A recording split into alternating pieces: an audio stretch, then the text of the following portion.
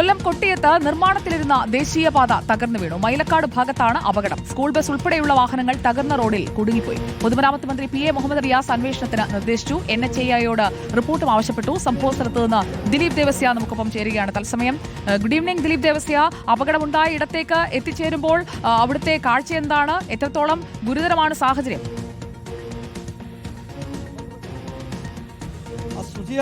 വിശ്വസിക്കാൻ പറ്റാത്ത തരത്തിലുള്ള കാഴ്ചകൾ തന്നെയാണ് നമ്മൾ കണ്ണിൽ കാണുന്നത്. കാരണം നമ്മൾ ഇംഗ്ലീഷ് സിനിമയിലൊക്കെ കാണുന്നത് പോലെ തന്നെയുള്ള ഒരു കാര്യങ്ങളാണ്. റോഡ് പൂർണ്ണമായും തകർന്ന് വാഹനങ്ങളെല്ലാം കുടുങ്ങിക്കിടക്കുന്ന അവസ്ഥ ഈ ദൃശ്യങ്ങളിൽ കാണാം. ഒരു വാഹനത്തിൻ്റെ വീലൊക്കെ ഉയർന്നു നിൽക്കുന്ന കാണാം. അതിൻ്റെ ഒരു ഭാഗം താഴ്ന്നു കിടക്കുകയും ചെയ്യുന്നുണ്ട്. ഒപ്പം തന്നെ കാറുകൾ, സ്കൂൾ ബസ് അടക്കം ഇവിടെ ഉണ്ട് താനും. അതായത് കുട്ടികളെയും കൊണ്ടുവന്ന സ്കൂൾ ബസ്സാണ്. ഇപ്പോൾ കളക്ടർ N. ദേവിദാസാണ് ഈ സ്ഥലം സന്ദർശിക്കുകയും ചെയ്യുന്നത്. ഈ പ്രദേശത്ത് കൂടെ അതായത് നാട്ടുകാരടക്കം പറയുകയും ചെയ്യും. നമുക്ക് ആ ദൃശ്യങ്ങളിലൊന്ന് വ്യക്തമാക്കി കാണിച്ചു കൊടുക്കാവുന്നതാണ്. അതായത് ഇത് ചതുപ്പ് നിലമാണ്, വെള്ളക്കെട്ട് നിൽക്കുന്ന ഒരു സ്ഥലമാണ്. ഈ സ്ഥലത്താണ് നേരത്തെ തന്നെ ആളുകൾ പറയുകയും ചെയ്തത്. അതായത് ഇവിടെ ഒരു പാലം മാത്രമേ പാടുള്ളൂ എന്നുള്ളൊരു കാര്യങ്ങൾ പറയുകയും ചെയ്തു. പക്ഷേ അത് കേൾക്കാതെ, അതിന് കൃത്യമായ ഇത് ഉണ്ടാകാതെ, നടപടി ഉണ്ടാകാതെ ഇവിടെ മണ്ണിട്ട് ഉയർത്തി എന്നുള്ളൊരു പരാതിയാണ് ഈ നാട്ടുകാർ പറയുകയും ചെയ്തത്. എന്തായാലും ഇപ്പോൾ ഈ സംഭവം നടന്നത്, അതായത് ഇപ്പോൾ കളക്ടർ N. ദേവിദാസ് അടക്കം സ്ഥലം സന്ദർശിക്കുന്നു. ഒപ്പം തന്നെ ജയപാൽ MLA ഉണ്ട്. അങ്ങനെ ഉദ്യോഗസ്ഥരെല്ലാം തന്നെ സ്ഥലത്തെത്തുകയും ചെയ്തിട്ടുണ്ട്. ഇപ്പോൾ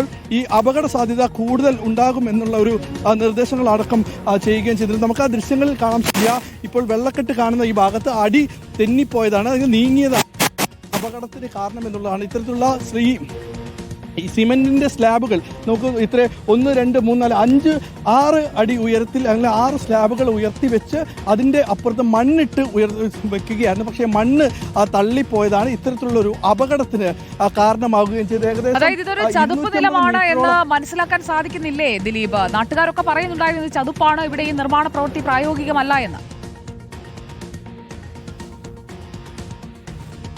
തീർച്ചയായിട്ടും നമുക്ക് ആ ദൃശ്യങ്ങളിൽ കാണാം, വെള്ളക്കെട്ട് കാണാം. ഇത് തൊട്ടടുത്ത് തന്നെ വയൽ പ്രദേശം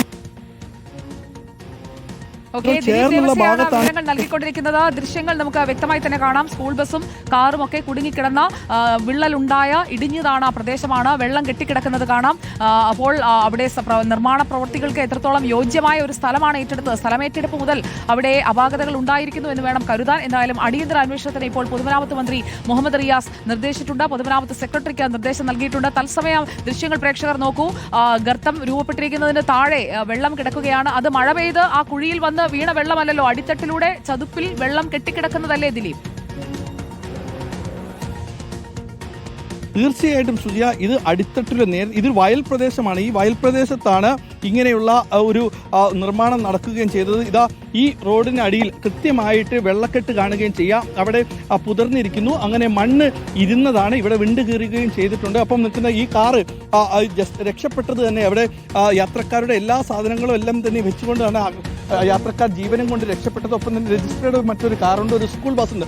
ആ സ്കൂൾ ബസ്സിൽ നിറയെ കുട്ടികളുമായി വരുന്നതിനിടയിലാണ് അപകടമുണ്ടായത് എന്നുള്ളതാണ്. അതായത് ആർക്കും ആളപായം ഉണ്ടായിട്ടില്ല എന്നുള്ളതാണ് ഏറ്റവും ഭാഗ്യം ഉണ്ടായത്. കാരണം ഒരു വലിയൊരു അപകടം നമുക്ക് ഈ ദൃശ്യങ്ങളിൽ കാണാവുന്നത് ആ സ്ലാബുകളൊക്കെ ഇളകി നിൽക്കുന്നത് നമുക്ക് കാണാവുന്നതാണ്. അങ്ങനെ ആ സ്ലാബുകൾ ഇളകി നിൽക്കുന്നു. അത് ഏത് സമയവും നിലത്ത് വീഴാവുന്ന തരത്തിലാണ് അവിടെ ഉള്ളത്.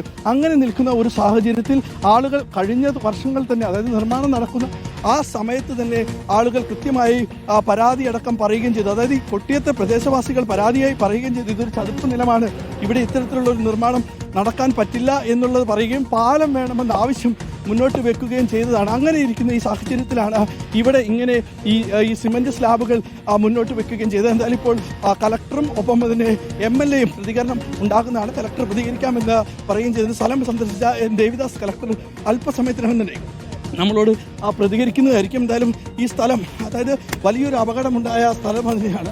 നാട്ടുകാരടക്കം പ്രതിഷേധവുമായി എത്തുകയും ചെയ്തിട്ടുണ്ട്. അതായത് നേരത്തെ തന്നെ ഇവിടെ ഉണ്ടായ ഈ ഒരു അപകടം ഉണ്ടാകുമെന്ന് മുൻകൂട്ടി കണ്ട് ആളുകളടക്കം പറയുകയും ചെയ്തതാണ്. ഇപ്പോൾ